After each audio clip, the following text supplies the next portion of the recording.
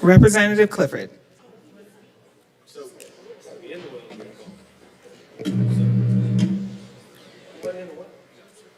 Yeah, I'm.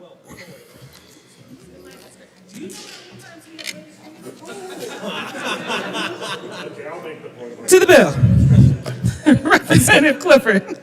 Sorry. Thank you, Madam Chair. It's an honor to serve with you.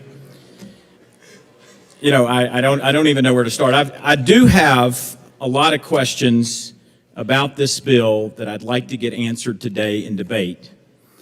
And I'll get to some of those in just a second. But first, I'm going to set a little bit of context from my brain and guns. Very different than many other people. I don't own a gun as far as I know for personal protection. I own it for protection of other people. I've never had an AR-15 for my own home personal protections. I've always had it for the protection of others. I am considered a subject matter expert in many of these weapons. I am an active certified armorer. I know every spring, pin, and detent in an AR-15. I spend a lot of time with these weapons. I do not have a problem with a lot of people having them. In fact, I've got some people that I'm quite well aware that they are a well-regulated militia of one, and I'm happy that they have the weapons that they have. And I also have other neighbors that just have a pistol at home, and I am ultimately afraid that if they have a negligent discharge with that weapon, that it is going to come through the wall of my home. You know, so I'm in an interesting debate with people and myself, and most importantly, people back in my district, for how to reconcile what we're talking about here in certain ways. And it's not from, it comes from sometimes I think a little different place than most people. I don't have,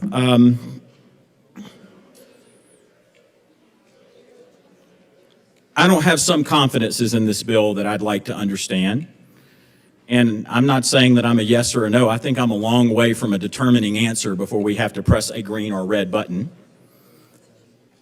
The thing that I'd like to know is from the sponsors, from anybody that can answer these questions as we're debating the bill today, I'm not aware of any prohibition of anything in history that has worked. Now, I'll let you guys answer that. That's an important answer for me, no kidding. One of the biggest things, a prohibition of something that has worked. The other thing for me is I also have a fear. Now, this is a fear of a person who will go out. By the way, I have trained and trained and trained and trained and trained to go into a building where someone is shooting a gun, to go towards gunfire. I have personally seen the carnage of mass shootings. I have personally held a mother who had their child killed by another child with a firearm. I have looked at investigation. I have practiced Glencoe, Georgia at FLETC in very realistic situations so that I knew that I would be able to act in particular ways. So I have interesting views. I am mostly concerned for what our police officers have to encounter when they encounter people with these weapons. So I've been asking today, my team has been actively engaged with getting me every statistic imaginable about every type of gun violence, how it impacts our state, etc. I didn't read this bill in its length until Monday. I didn't think it was going to have a Senate sponsor. I'm late to the game. So that's where I am right now. But there are some other things that I'm considering as well. I got a call from a gun store owner. Actually, I called him. He sent an email. I called him. He's got 25 employees. You know, he was like, how does this work? 90% of the sales of my business are from this particular these types of weapons. I don't know. I haven't considered it. I hadn't thought about it. I want to understand how the economics work, those types of things. But it's all the way back to the prohibition. Now, the thing that concerns me the most about this debate is the rhetoric. And it's not just the rhetoric that comes from my emails. And the emails from, by the way, 2A advocates start off really horribly to those people. I don't know if it's the same way to the folks on the right side of the aisle, but I can tell you, if you open my email and read the words used in the emails from 2A advocates right now, it's hard to reckon with. It's kind of like you sit in front of somebody that tells you how horrible of a human being you are, but vote for me. Vote for my view. Vote for my issue. I'm disturbed in this chamber that we have rhetoric and rhetoric and rhetoric and so many voices that are heard on so many topics so many times that their voices, they have caused themselves to have their voices that are akin to wallpaper.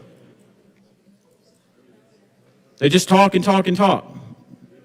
It's important to me that we're debating. It's important to me that we get questions answered about this bill and that we're doing it from a logical standpoint.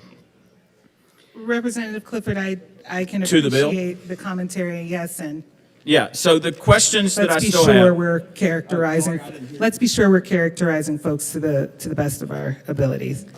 Yeah, Well, I- characterizing them well. Thank you. No offense meant to anyone by any characterization. I'm not speaking to a person. I'm speaking in general about just kind of the tone about having this conversation. So we do have, it is our job in this body to provide the word regulation in what it means to be a well-regulated militia.